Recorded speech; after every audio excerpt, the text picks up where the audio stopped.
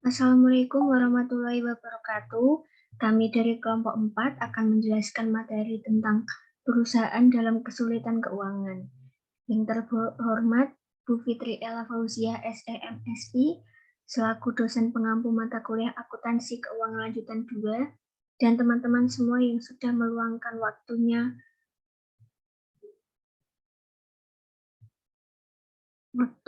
untuk menyimak video yang kami buat. Langsung saja kami jelaskan tentang materi yang kami bahas di video ini. Sebelumnya kami dari kelompok 4 yang beranggotakan saya sendiri, Venalatura Iva, dan rekan saya Zanuba Habibesal Sabila, Rizka Beriana Putri, Syafibatur Rahmati Nisa, Endah Septiningrum, dan Putri Anissa. Sebelum masuk di rangkaian tindakan, kita harus mengetahui apa itu definisi penyebab dalam kesulitan keuangan.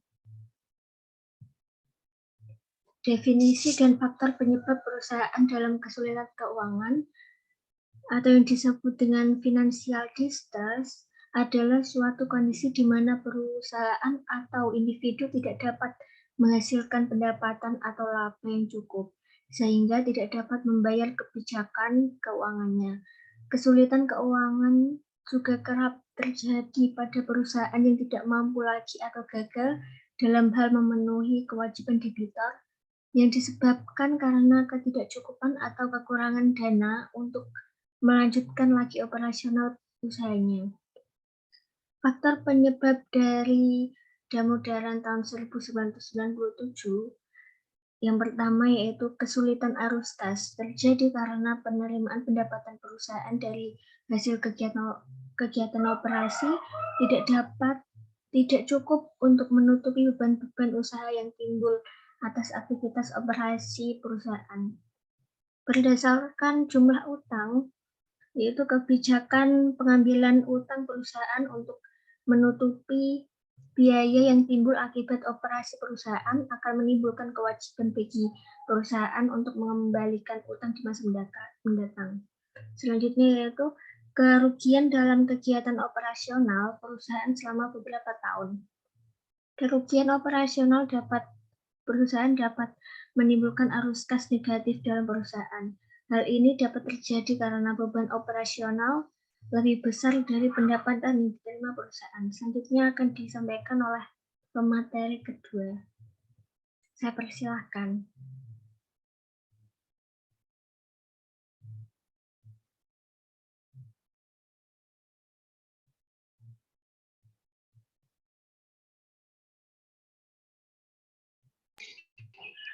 Baik, terima kasih atas waktunya. Selanjutnya yaitu rangkaian tindakan. A. Tindakan non-yudisial. Tindakan non-yudisial yaitu perjanjian formal antara perusahaan dan kreditor dan merupakan tindakan yang mengikat secara hukum, tetapi tidak berada di bawah pengadilan. Tindakan non-yudisial terdiri dari 1. Perjanjian restrukturisasi utang. Perjanjian antara perusahaan debitur dengan satu atau lebih kreditor merupakan hal umum bagi perusahaan yang mengalami kesulitan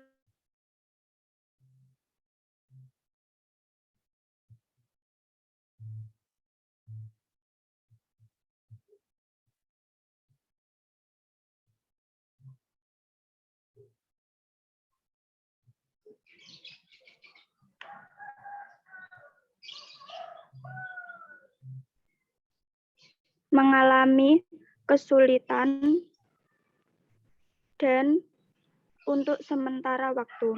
Pihak kreditor dapat mengajukan perpanjangan waktu jatuh tempo utang, meminta penurunan suku bunga, atau meminta modifikasi persyaratan dalam kontrak utang. 2. Manajemen komite kreditor. Merupakan manajemen komite kreditor, kreditor menyetujui untuk membantu pihak debitur dalam mengelola pembayaran yang paling efisien terhadap klaim kreditor. Pembentukan komite kreditor umumnya diawali dengan rencana penyelesaian dokumen berisi jadwal pembayaran yang diajukan oleh pihak kreditor. 3. Pengalihan aset. Menurut PSAK 54 menetapkan bahwa pengalihan aset keuangan dianggap sebagai penjualan hanya jika pihak yang melakukan pengalihan atau perusahaan debitur telah menyerahkan kendali atas aset yang dialihkan tersebut.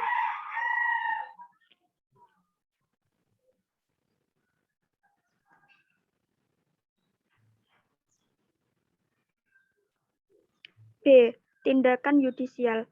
Kepailitan atau kebangkrutan merupakan tindakan yudisial yang dilakukan oleh pengadilan niaga dan hakim pengadilan niaga dengan menggunakan pedoman dalam Undang-Undang Kepailitan Nomor 37/2004 yang menyediakan kerangka yang diperlukan untuk pengajuan kepailitan. Pihak debitur dapat mengajukan sebuah petisi sukarela untuk mendapat perlindungan yudisial dalam bentuk urutan pembebasan dan inisiasi atau kelanjutan klaim hukum yang diajukan kreditor kepada debitor. Cara lain adalah pihak kreditor mengajukan sebuah petisi pemaksaan atas debitor. C. Penundaan pembayaran. Penundaan pembayaran yaitu di mana pihak debitor memperoleh perlindungan yudisial selama periode rehabilitasi, yaitu waktu yang digunakan untuk menghapuskan operasi yang tidak menguntungkan, memperoleh kredit baru, mengembangkan struktur perusahaan yang baru dengan operasi yang berkesinambungan, dan melakukan perjanjian dengan pihak kreditor. Terima kasih, saya kembalikan kepada moderator.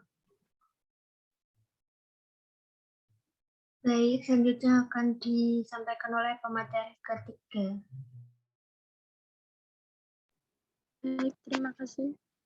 Materi selanjutnya adalah akuntansi permulaan baru. Pandangan dasar reorganisasi adalah permulaan baru bagi perusahaan. Pelaporan permulaan baru harus digunakan per tanggal konfirmasi rencana reorganisasi jika dua kondisi berikut ini terjadi apabila: 1. Nilai reorganisasi aset dari entitas yang akan muncul sesaat sebelum tanggal konfirmasi lebih kecil daripada total seluruh kewajiban dan klaim pasca petisi. 2. Pemegang saham dengan hak suara yang ada saat sebelum konfirmasi menerima kurang dari 50% saham dengan hak suara dari entitas yang akan muncul. Akuntansi permulaan baru menghasilkan entitas pelaporan baru. Perusahaan diwajibkan untuk menghitung nilai reorganisasi aset-aset entitas yang baru muncul. Nilai reorganisasi adalah nilai wajar entitas untuk mempertimbangkan kewajiban dan mendekati jumlah yang akan dibayar oleh seorang pembeli aset entitas yang berminat. Perusahaan-perusahaan yang tidak memenuhi dua kondisi untuk akuntansi permulaan baru harus menentukan apakah asetnya mengalami penurunan nilai. Selain itu, mereka harus melaporkan kewajiban sejumlah nilai sekarang yang akan dibayarkan, dengan keuntungan atau kerugian dari penilaian kembali kewajiban yang dicatat.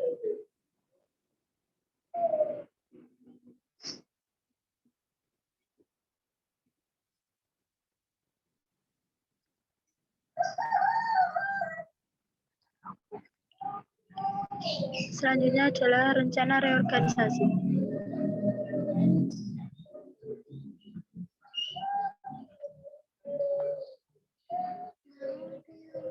Rencana reorganisasi umumnya terdiri dari sebuah dokumen terperinci dengan pembahasan penuh mengenai tindakan-tindakan utama yang akan ditempuh selama proses reorganisasi.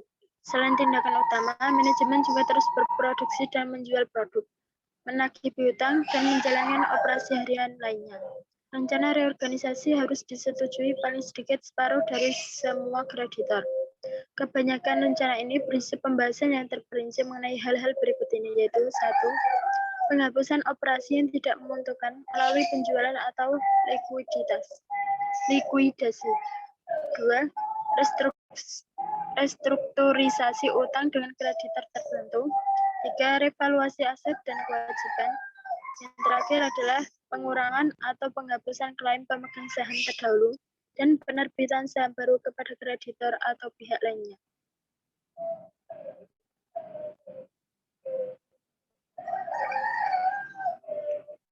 Kemudian adalah ilustrasi reorganisasi.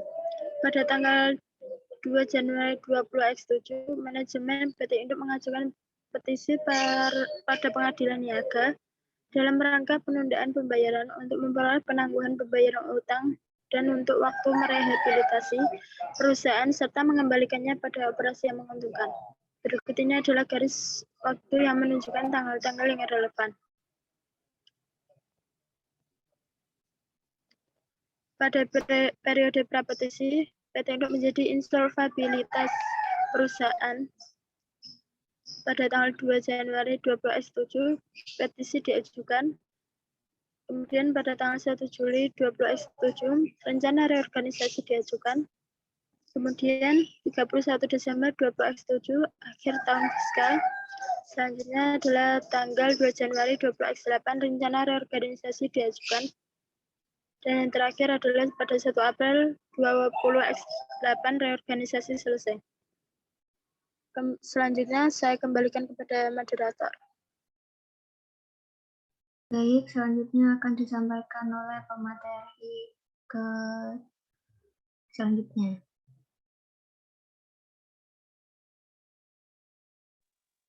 Baik, selanjutnya adalah rencana reorganisasi yang diajukan pada tanggal 1 Juli 2000X7. Dapat dibaca dan disimpulkan bahwa rencana reorganisasi PT Induk yang menggunakan cara restrukturisasi utang dengan kreditor melalui pembayaran tunai, penghapusan utang, pertukaran menjadi utang subordinasi, utang prioritas dijamin, dan saham. Slide selanjutnya.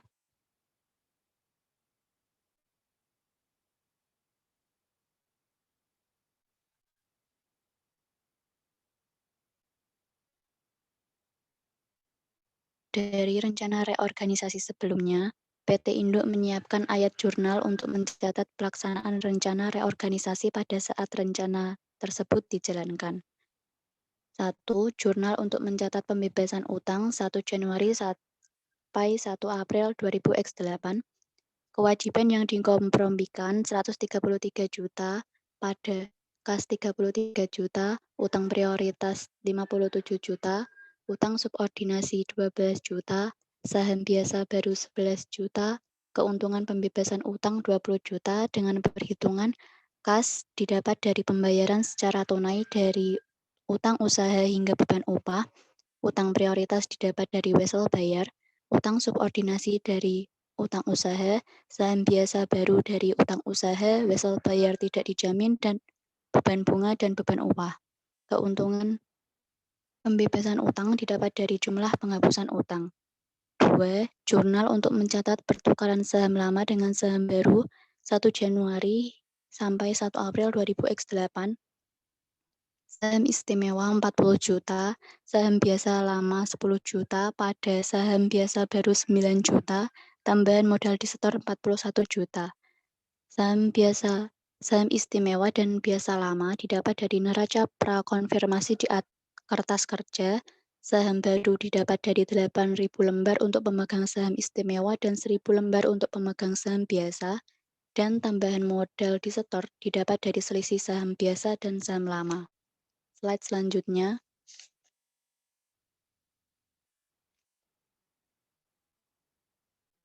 Jurnal terakhir adalah jurnal untuk mencatat revaluasi aset dan penghapusan defisit pada tanggal 1 April 2000X8 atau saat reorganisasi selesai. Jurnal pada tanggal 1 April 2008 itu, efek yang dapat dipaskan 2 juta, aset tetap 7 juta, kelebihan nilai reorganisasi atas aset yang dapat diidentifikasi 10 juta, keuntungan pembebasan utang 20 juta, tambahan modal disetor 41 juta, pada persediaan 4 juta, saldo laba defisit 76 juta dengan perhitungan. Efek yang dapat dipasarkan, aset tetap, kelebihan nilai reorganisasi atas aset yang dapat diidentifikasi dan persediaan, didapat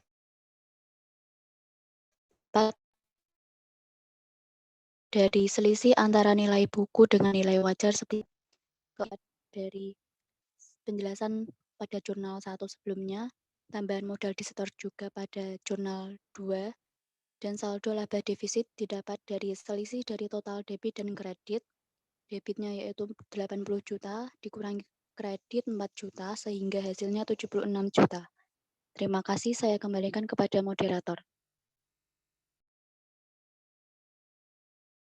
Selanjutnya akan disampaikan oleh pemateri. Yang selanjutnya saya persilakan. Baik, terima kasih. Selanjutnya, laporan prakonfirmasi berisi neraca dalam proses reorganisasi pada tanggal 31 Desember 20X7. Penghapusan utang dan pertukaran saham disusun dari neraca reorganisasi atau jurnal 1 dan 2. Permulaan baru berisi selisih dari nilai wajar dengan nilai buku pada tabel sebelumnya. Neraca perusahaan setelah reorganisasi adalah hasil akhir dari perhitungan dari prakonfirmasi hingga permulaan baru atau selama proses reorganisasi. Pada kertas kerja pengaruh neraca reorganisasi terhadap neraca perusahaan, total aset prakonfirmasi sebesar 180 juta.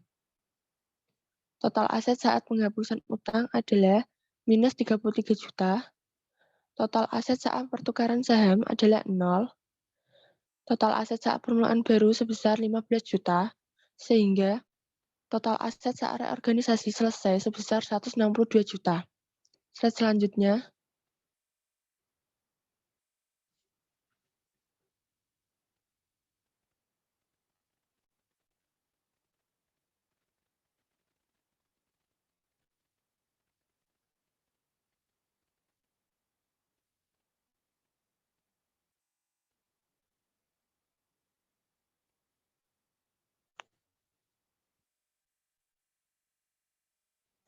Selanjutnya, total kewajiban dan ekuitas saat prakonfirmasi adalah minus 180 juta. Total kewajiban dan ekuitas saat penghapusan utang adalah minus 33 juta. Total kewajiban dan ekuitas saat pertukaran saham adalah 0. Total kewajiban dan ekuitas saat permulaan baru adalah minus 15 juta. Sehingga total kewajiban dan ekuitas saat reorganisasi selesai adalah minus 162 juta. Selanjutnya.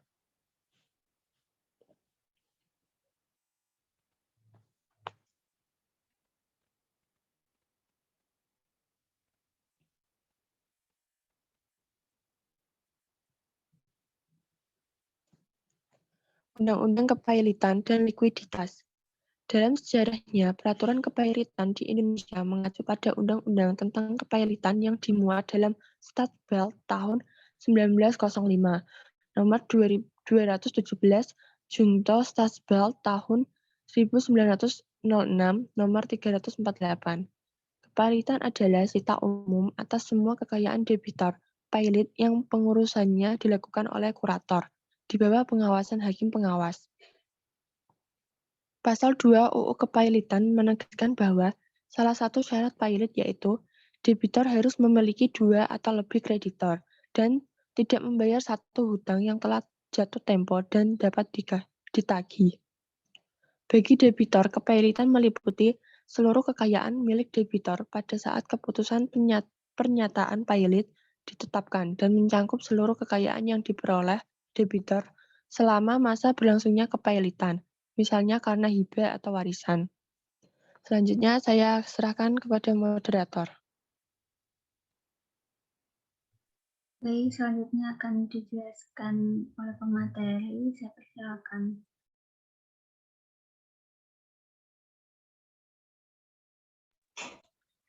Baik, terima kasih. Selanjutnya adalah kelompok kreditor. UU Kepailitan menentukan 3 kelompok debitor dengan klaim yang mendapatkan prioritas sebagai berikut. Yang pertama, kreditor yang dijamin. Kreditor yang dijamin memiliki keterkaitan atau kepentingan pengamanan terhadap aset khusus yang seringkali disebut sebagai jaminan atau agunan. Kolateral, seorang kreditor yang memiliki kepentingan hukum terhadap suatu aset khusus memiliki prioritas paling tinggi terhadap aset tersebut. Yang kedua, kreditor dengan prioritas. Kreditor dengan prioritas merupakan kredit yang tidak terjamin, yaitu mereka yang tidak memiliki klaim jaminan terhadap aset tertentu, yang memiliki prioritas lebih tinggi daripada kreditor yang tidak dijamin lainnya. Kreditor dengan prioritas dibayar terlebih dahulu dari uang yang tersisa bagi kreditor yang tidak dijamin. Yang terakhir, kreditor umum yang tidak dijamin. Prioritas terendah diberikan pada kreditor umum yang tidak dijamin. Kreditor-kreditor ini hanya dibayar setelah kreditor yang dijamin dan kreditor yang tidak dijamin. Tapi dengan prioritas telah dibayarkan sebesar ketentuan batasan hukum. Seringkali kreditor umum yang tidak dijamin menerima jumlah yang lebih kecil dari nilai penuh klaim yang diajukan.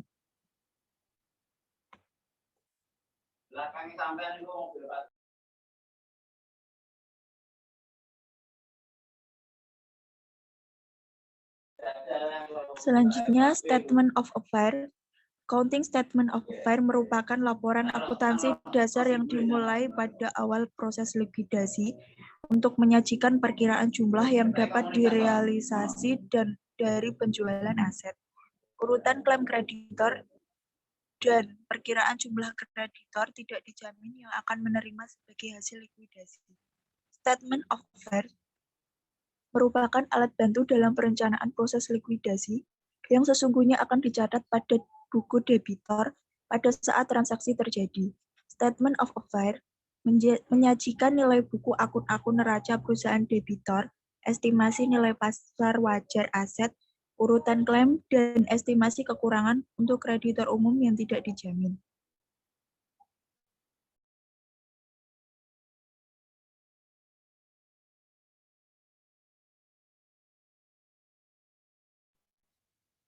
Selanjutnya yaitu pertimbangan tambahan, akuntansi dan pelaporan truste.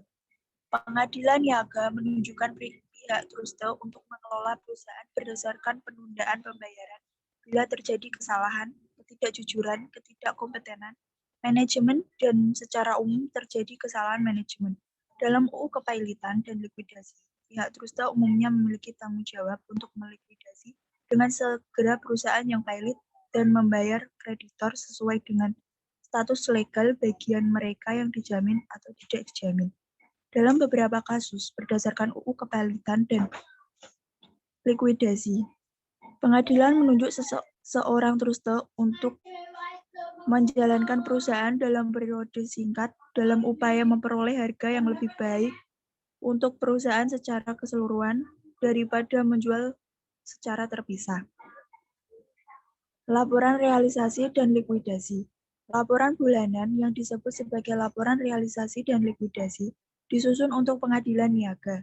Laporan ini menunjukkan hasil tindakan fidusia yang dilakukan oleh truste yang dimulai pada saat pihak truste menerima aset debitor.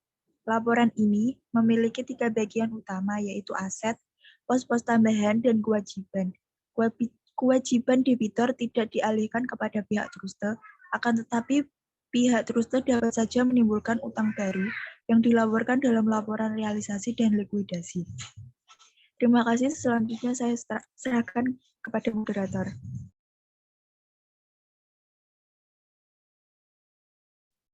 Baik, cukup sekian yang dapat kami sampaikan. Apabila ada salah kata maupun perbuatan, mohon dimaafkan.